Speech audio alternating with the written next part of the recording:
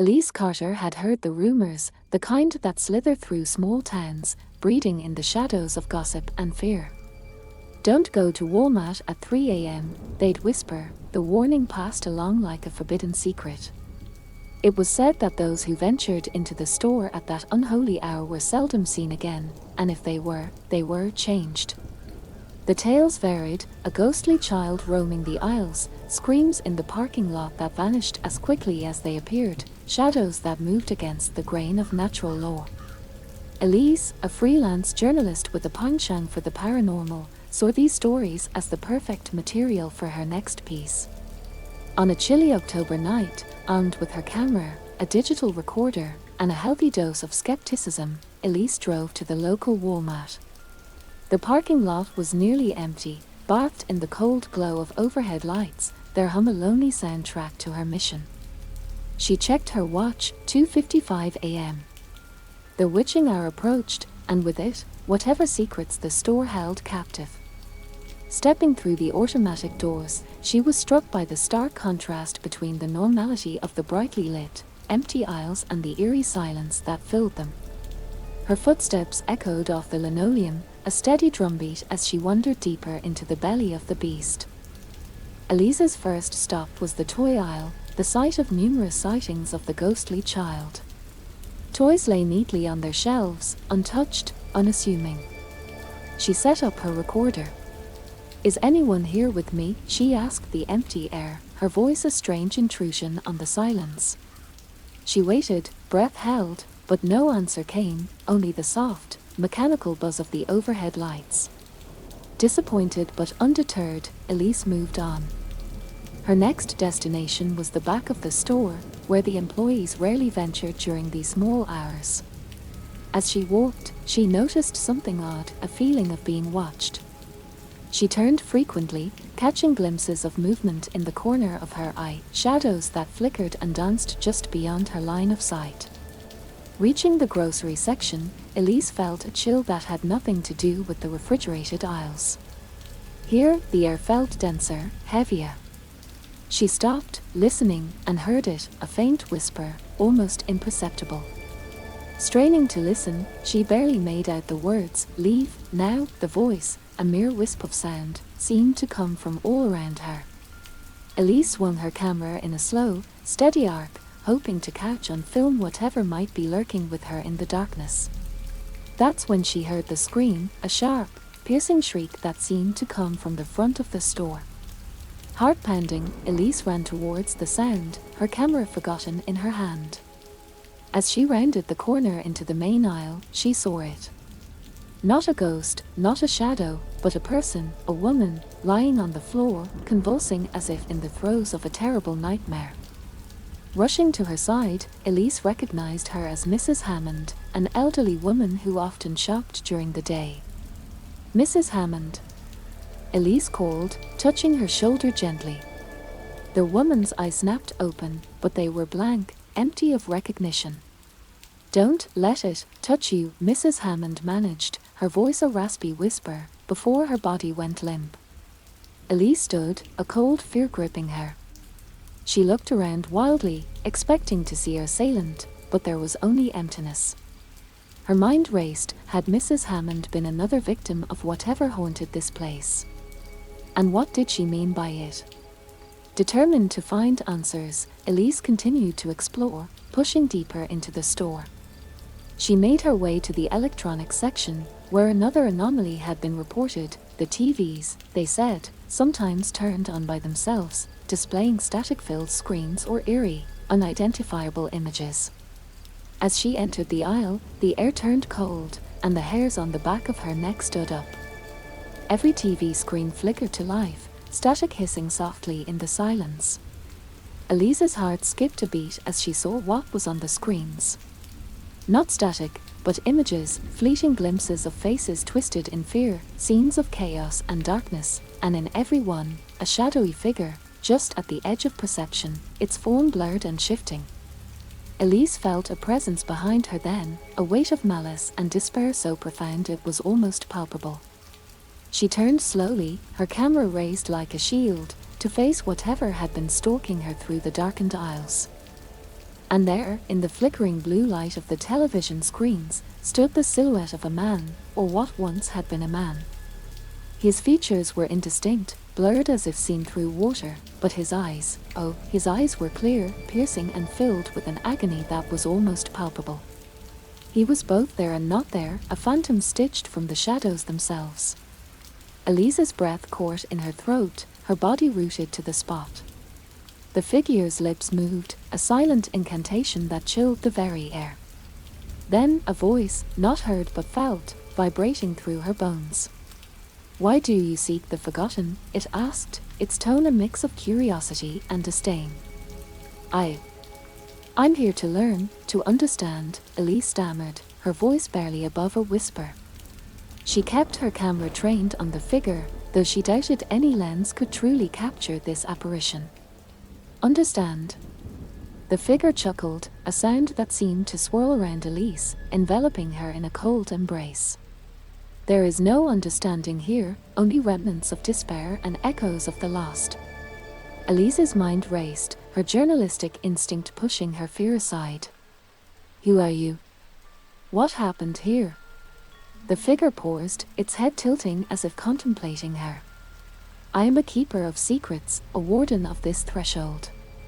What happens here is beyond your mortal scope, a cycle of sorrow reborn with each turn of the clock's hands." Suddenly, the TVs flickered again, and the images shifted, a rapid succession of faces, each twisted in horror or madness. Elise's eyes darted across the screens, the faces blurring into one another, until one in particular caught her attention. It was her own face, screaming in terror.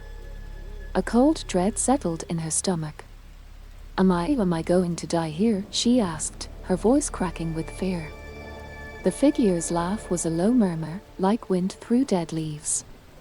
"Not all who are lost here die, but all are changed.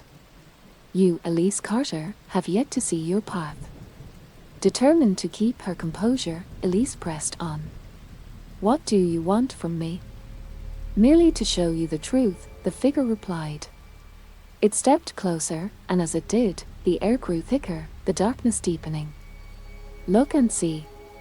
The TVs changed once more, this time showing a series of chaotic, violent scenes, riots, wars, personal tragedies. Each scene was more intense than the last, overwhelming Elise with a barrage of human suffering. "Why are you showing me this?" Elise cried out, her hands trembling. "To understand the horror, you must first face it," the figure said, its voice a haunting echo in her mind.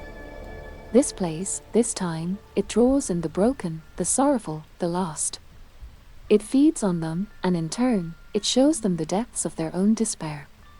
Elise felt a tear roll down her cheek, her heart pounding fiercely.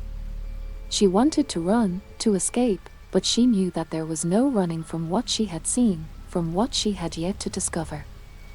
The figure seemed to sense her resolve. "Will you venture deeper, Elise Carter? Will you explore the abyss that lies beneath the surface of this place?" With a deep, steadying breath, Elise nodded. "Yes. I need to know. I need to understand." "Very well," the figure said, stepping aside. The path before her led deeper into the store, towards the storerooms that few customers ever saw. "Proceed, but beware. What lies ahead is not for the faint of heart." As Elise walked past the figure, she felt an icy chill pass through her, a sensation of dread so intense it nearly overwhelmed her. But she pushed forward, driven by a need to know, to uncover the truth hidden in the darkness of Walmart at 3 a.m. The walk to the storeroom was a descent into an ever-deepening nightmare. The lights dimmed as she progressed, her flashlight beam barely piercing the suffocating blackness.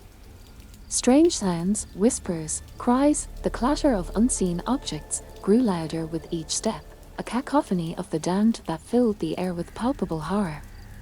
Reaching the storeroom door, Elise paused, her hand on the cold metal handle. She knew that beyond this threshold lay answers, but also, perhaps, a fate worse than death. With a final breath to steady her nerves, she pushed the door open and stepped inside. And what she saw within was a vision of horror that defied explanation, a tableau of terror that would haunt her to her last days. But this revelation was only the beginning.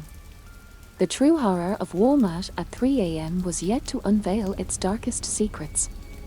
Inside the storeroom, the air was thick, heavy with a sense of despair that clung to every surface. The only light came from Elise's flashlight, its beam revealing rows upon rows of shelves stacked with items that seemed to tremble in the shadows. As she moved deeper, the temperature dropped, her breath visible in the icy air. The walls themselves seemed to pulse with a slow, steady rhythm, like the heartbeat of the building. Elise's footsteps echoed in the vast space, each sound amplified until it seemed someone, or something, was walking beside her. She spun around, her flashlight sweeping the room, but there was nothing, only the endless rows of shelves and the creeping sense that she was not alone. As she turned back, her light caught something in the distance, a figure, standing perfectly still at the end of the aisle. It was a child, or the silhouette of one, its features obscured by the darkness. Elise called out, her voice faltering, "Hello." The figure did not move, did not respond. Her heart pounding, Elise approached slowly, her flashlight fixed on the mysterious form. But as she drew closer, the figure seemed to dissolve into the air, like mist at the touch of sunlight. In its place, hung in the air, were words formed by the dust and shadows, "Turn back now." Ignoring the warning, Elise pressed on. Her mind raced with questions. What was this place? What had it been before it became a storeroom? Why was it so cold, so unnaturally silent? She reached the end of the aisle and turned the corner, only to stop dead in her tracks. There, spread across the floor, were hundreds of photographs, each showing a person shopping at Walmart, their faces marked by fear or sorrow. Elise bent down to examine them more closely. Some of the faces were familiar, they were Fairview residents, people she had seen around town. Others were strangers, their eyes hauntingly empty. A sudden noise startled her, a soft, scuttling sound, like something crawling across the floor. Elise whipped around, her flashlight beam darting across the room. There was nothing there, yet the sense of being watched grew stronger, more oppressive. Heart racing, she continued to explore, her steps hesitant. The storeroom seemed to stretch on forever, a labyrinth of goods and shadows. She came upon an old, cracked mirror leaning against a wall. As she looked into it, her own reflection stared back at her, pale and distorted. But behind her, in the mirror, stood the figure of a man, tall and thin, his face blurred as if smudged by dirty fingers. Elise spun around, but there was no one there. When she looked back at the mirror, the figure was gone. Fighting the urge to flee, Elise moved deeper into the storeroom. The air grew colder, the whispers louder. She could almost make out words now, pleading, warning, begging. The shelves around her seemed to close in, the ceiling pressing down. She felt as if she were being swallowed by the building itself. Then, ahead, a faint light glimmered. Elise quickened her pace, drawn to the luminescence. She emerged into a small, open space where the walls were lined with television screens, much like the ones in the electronics section. Each screen flickered with static, but as Elise watched, images began to form, scenes of past shoppers, their faces twisted in anguish or screaming in terror. The screens seemed to be a window into past horrors, each one a trapped soul. Among the screens, one in particular caught her attention. It showed a young woman, herself, walking through the store, her expression one of determination and fear.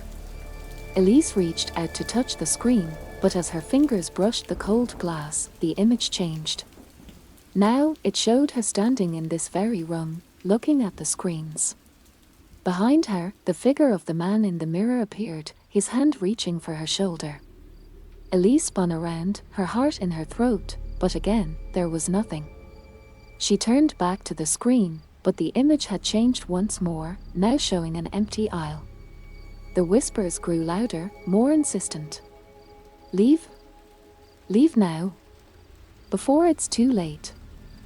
Elise felt a tug at her soul, a deep, primal fear urging her to run. But she couldn't, not yet. She needed answers. What was this place? What had happened here? Who was the man in the mirror, and what did he want with her? Determined to uncover the truth, Elise ventured further into the storeroom, each step taking her deeper into the heart of the mystery. The screens continued to flicker, the whispers to echo, and the shadows to move just at the edge of her vision. And as she moved forward, the storeroom seemed to stretch and warp around her, the reality of the space bending with each echo of her footsteps. The further Elise delved, the more the storeroom transformed before her eyes, the walls no longer lined with mundane goods but now adorned with bizarre, grotesque sculptures and paintings that seemed to pulse with a life of their own. Faces within the paintings shifted, their expressions morphing from sorrow to anger to madness, eyes following her as she passed.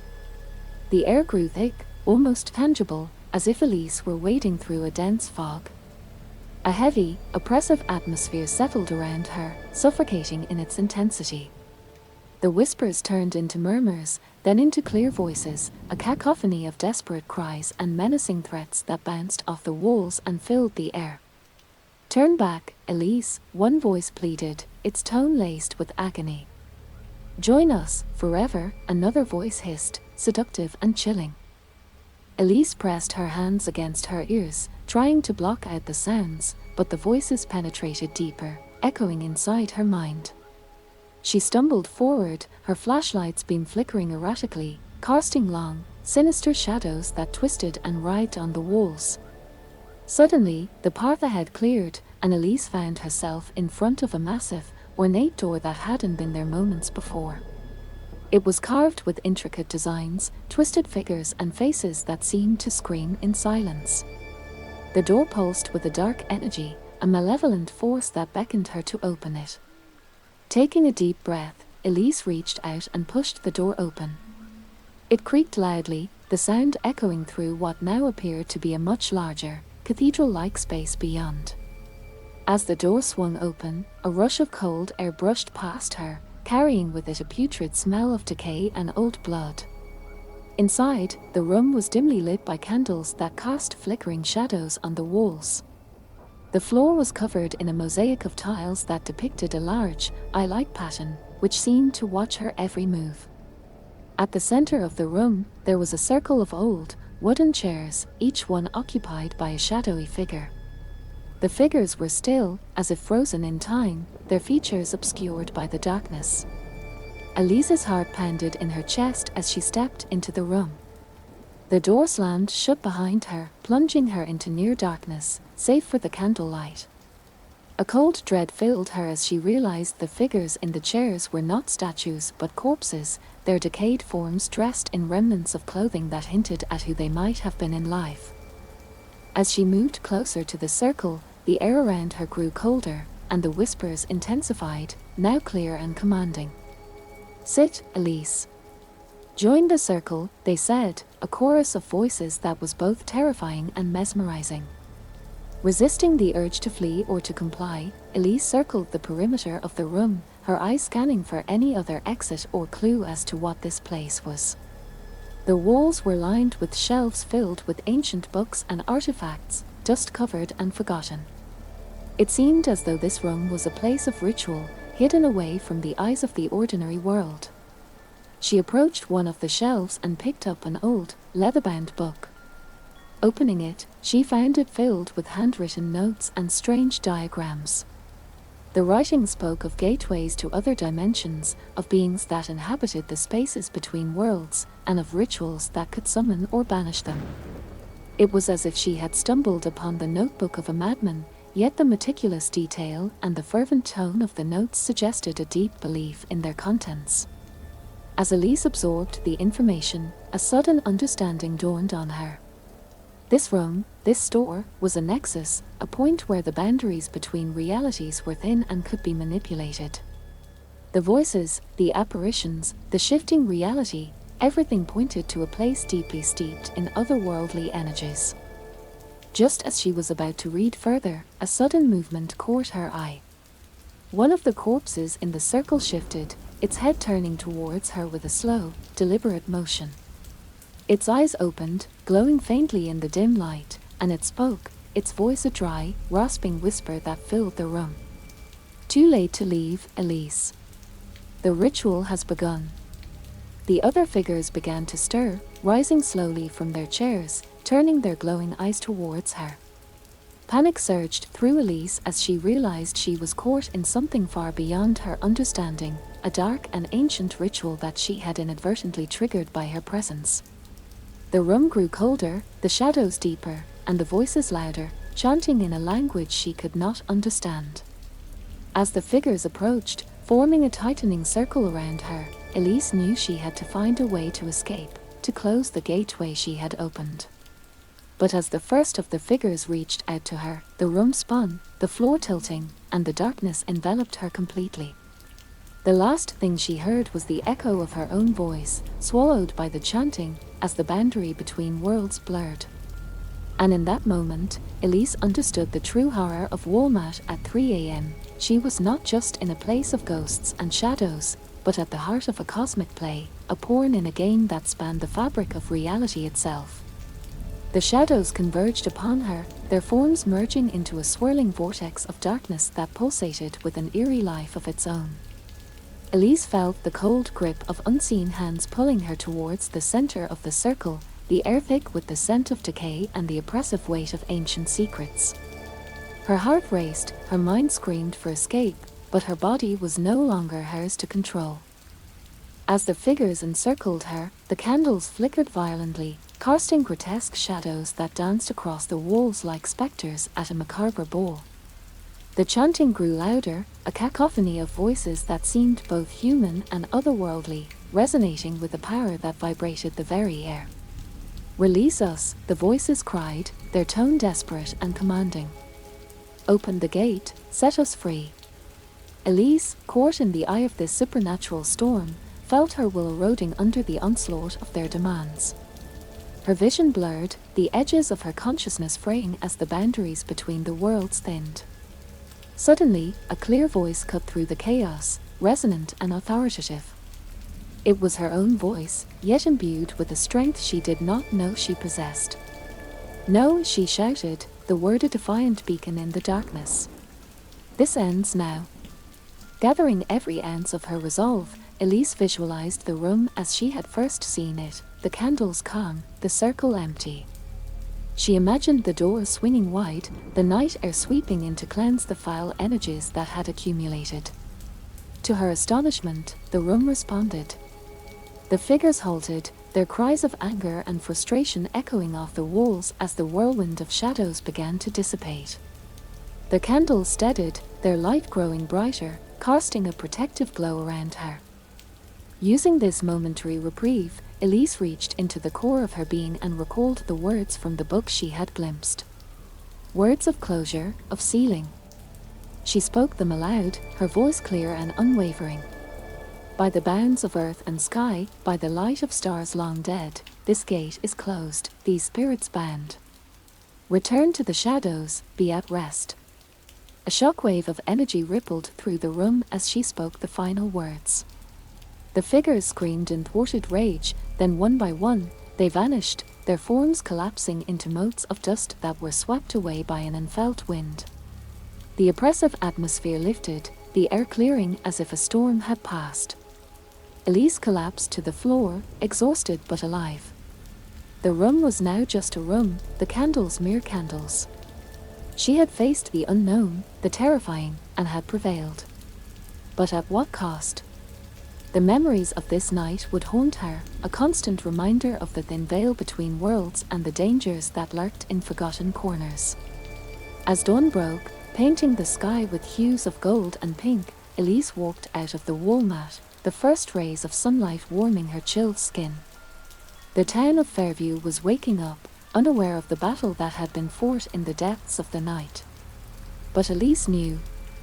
She knew that such places of power existed, hidden in plain sight, waiting for the unwary or the curious. And she knew that her life would never be the same, that her steps would always be shadowed by the knowledge of what lay just beyond the veil. As she drove away, the Walmart receding in her rearview mirror, a final thought echoed in her mind: some doors, once opened, can never be truly closed. And some stories, though ended, leave a whisper of fear that lingers, always just a breath away.